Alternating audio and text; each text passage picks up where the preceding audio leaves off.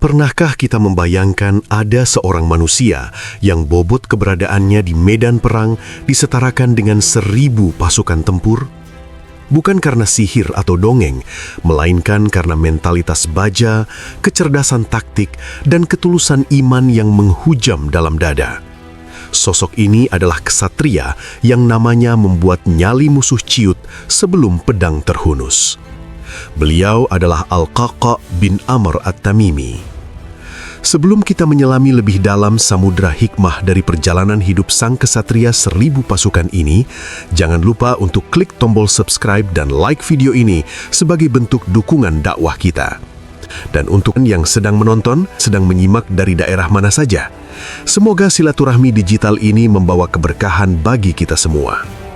Kisah Al-Qaqa bin Amr bukan sekadar narasi tentang pertumpahan darah atau penaklukan wilayah, melainkan tentang bagaimana seorang muslim menemukan tujuan hidupnya dan memaksimalkan potensi diri demi tegaknya kalimatullah. Al-Qaqa lahir dari suku Tamim, sebuah suku yang dikenal dengan ketangguhan fisik dan kemampuan bersastra yang tinggi. Sejak masa mudanya, ia telah mengasah kemampuan berkuda dan seni memainkan pedang hingga mencapai tingkat yang jarang tertandingi. Namun kehebatan fisik itu barulah berupa raga yang hampa sebelum cahaya Islam menyentuh hatinya. Pada tahun ke-9 Hijriah, yang dikenal dalam sejarah sebagai Amul Wufud atau Tahun Utusan, Jazirah Arab menyaksikan sebuah fenomena besar di mana suku-suku dari berbagai penjuru berbondong-bondong menuju Madinah untuk menyatakan keislaman mereka. Al-Qaqa ada di antara rombongan suku Tamim. Saat pertama kali kakinya menginjak pelataran Masjid Nabawi, ada getaran yang berbeda di jiwanya. Ia yang terbiasa dengan hiruk-pikuk peperangan dan lantunan syair kebanggaan suku, tiba-tiba tertegun mendengar ayat-ayat Al-Quran yang dilantunkan. Di sanalah, di hadapan Rasulullah, ksatria ini bersimpuh dan mengikrarkan syahadat. Hidayah itu masuk bukan melalui paksaan pedang, melainkan melalui keindahan akhlak dan kebenaran wahyu yang mengetuk pintu batinnya. Namun perjalanan spiritual Al-Qaqa diuji sejak awal. Setelah memeluk Islam, ia tidak bisa berlama-lama di Madinah untuk selalu berada di sisi Rasulullah karena sebuah tanggung jawab besar, merawat ibundanya yang tengah sakit keras. Di sini kita belajar satu hikmah mendalam, bahwa Islam tidak hanya membangun ksatria di medan perang, tapi juga ksatria di dalam rumah. Bakti kepada orang tua adalah jihad pertama yang dilakukan Al-Qaqa sebelum ia membelah barisan musuh di Irak dan Syam. Meskipun ia merasa sangat terlambat dalam memeluk Islam, Al-Qaqa tidak membiarkan rasa penyesalan itu membelenggunya. Ia justru menggunakan waktu yang tersisa dengan intensitas pengabdian yang luar biasa. Ia sadar bahwa kualitas iman tidak ditentukan oleh seberapa lama seseorang mengenal Islam, melainkan seberapa besar perubahan yang dihasilkan setelah Islam itu merasuk. Kesedihan mendalam menyelimuti hatinya saat Rasulullah wafat pada tahun 11 Hijriah.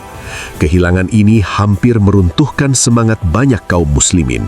Namun di bawah kepemimpinan Khalifah Abu Bakar As-Siddiq, Al-Qaqa muncul sebagai pilar kekuatan yang tak tergoyahkan. Ia adalah salah satu panglima yang tetap setia saat badai kemurtadan melanda Jazirah Arab. Kemampuannya dalam mengorganisir pasukan dan kepiawaiannya dalam memetakan kekuatan musuh menjadikannya aset paling berharga dalam menjaga stabilitas negara Islam yang masih muda itu. Puncak reputasi Al-Qaqa mulai mendunia saat ia dikirim ke wilayah Irak untuk membantu Khalid bin Walid. Saat itu, Khalid menghadapi situasi yang sangat pelik dalam menghadapi kekaisaran Persia yang memiliki jumlah pasukan berkali-kali lipat lebih besar. Khalid meminta bala bantuan kepada Abu Bakar di Madinah, namun yang dikirim oleh sang khalifah hanyalah satu orang, Al-Qaqa bin Amr. Banyak sahabat yang terheran-heran bagaimana mungkin satu orang dikirim untuk membantu pasukan yang sedang terdesak. Abu Bakar dengan penuh keyakinan menjawab bahwa suara Al-Qaqa di tengah pasukan jauh lebih dahsyat daripada 1000 prajurit. Keyakinan khalifah ini bukan tanpa alasan. Al-Qaqa adalah tipe pemimpin yang mampu mengubah mentalitas kekalahan menjadi haus akan kemenangan hanya dengan kehadirannya. Di medan perang Irak, Al-Qa'qa' membuktikan bahwa perang bukan hanya soal adu otot, melainkan adu mental dan strategi. Ia adalah orang yang mempelopori taktik-taktik kejutan yang tidak pernah terbayangkan oleh musuh.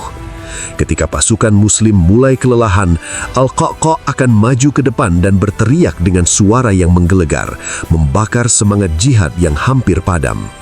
Ketangkasannya dalam berduel satu lawan satu membuat jenderal-jenderal Persia gemetar. Setiap kali ia maju ke tengah lapangan untuk menantang duel, musuh tahu bahwa itu adalah vonis kematian bagi siapapun yang berani melayaninya.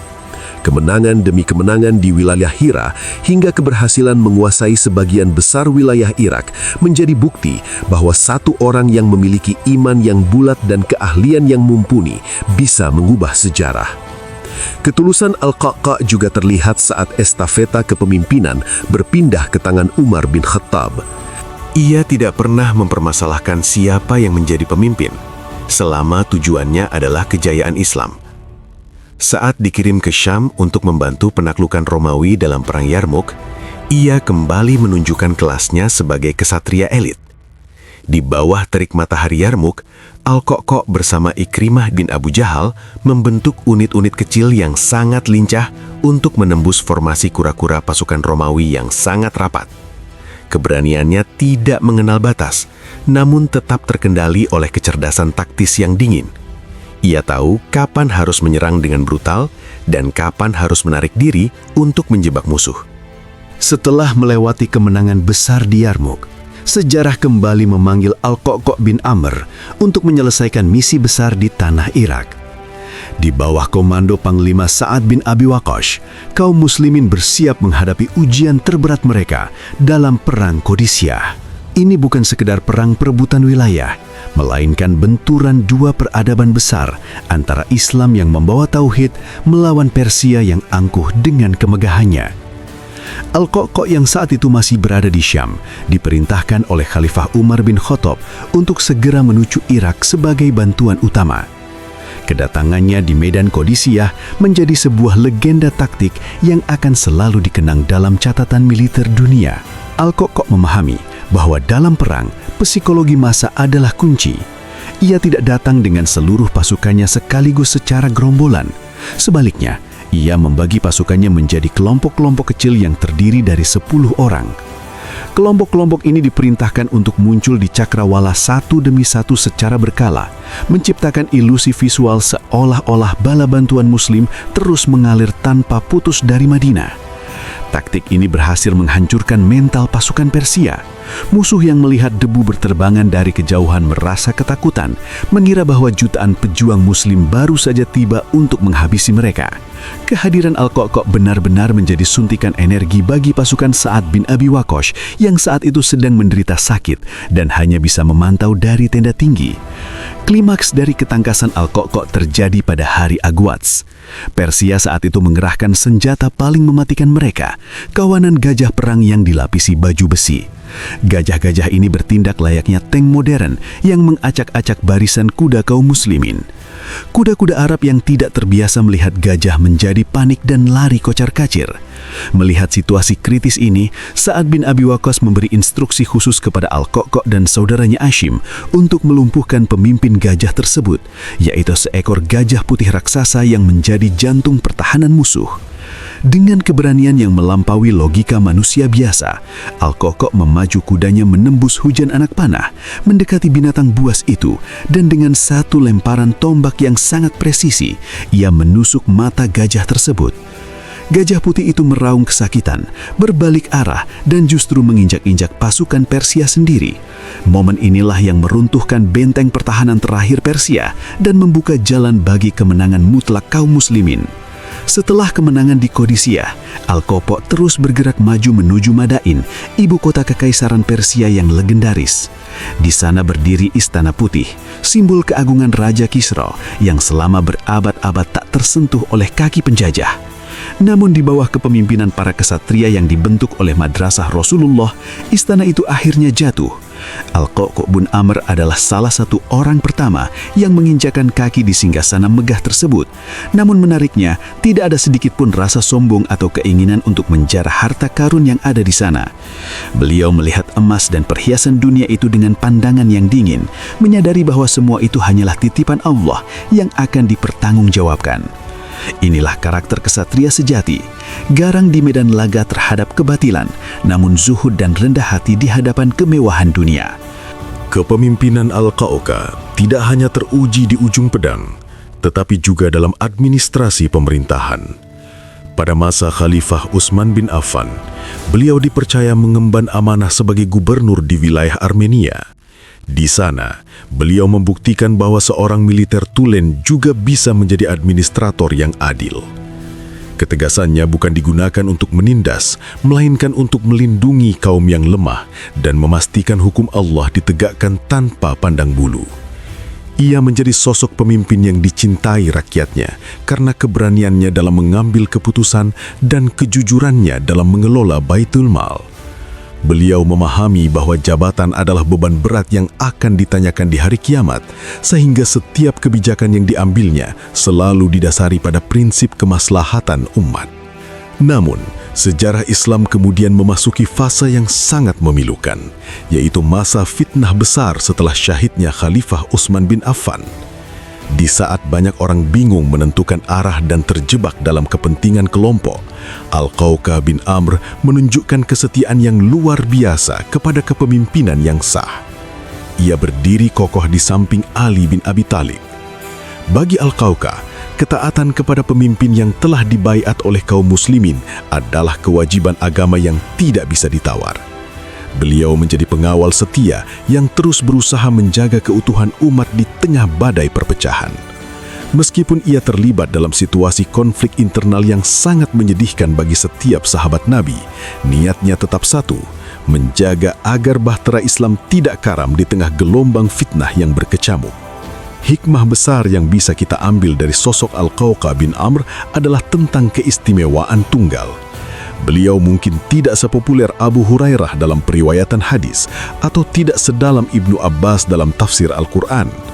Namun Al-Qa'qa' memilih satu bidang yang ia kuasai, seni perang dan strategi militer, lalu mewakafkan seluruh hidupnya untuk bidang tersebut demi kepentingan Islam. Ini adalah pelajaran bagi kita semua di era modern ini. Kita tidak perlu menguasai segalanya untuk menjadi bermanfaat bagi agama dan bangsa. Cukuplah kita menjadi ahli dalam satu bidang, baik itu teknologi, ekonomi, pendidikan, atau kesehatan. Asalkan keahlian itu kita gunakan sepenuhnya untuk membela kebenaran dan membantu sesama. Al-Qa'qa' mengajarkan bahwa profesionalisme adalah bagian dari iman. Di penghujung hayatnya, setelah masa kekhalifahan Hasan bin Ali berakhir dan kepemimpinan beralih ke tangan Muawiyah bin Abu Sufyan, Al-Qa'qa' memilih jalan yang tenang. Ia mengundurkan diri dari hiruk-pikuk politik dan militer, lalu memutuskan untuk pindah ke tanah Mesir. Beliau menghabiskan sisa usianya dalam ibadah dan refleksi, menjauhkan diri dari gemerlap kekuasaan yang dulu pernah ia bantu bangun. Beliau wafat pada tahun 40 Hijriah, meninggalkan warisan berupa wilayah-wilayah yang kini mengenal Islam berkat keberaniannya. Beliau wafat dengan tenang, membawa catatan amal sebagai orang yang setara dengan 1000 pasukan. Kisah Al-Qa'qa' bin Amr At-Tamimi adalah pengingat bagi kita bahwa setiap Muslim adalah benteng bagi agamanya.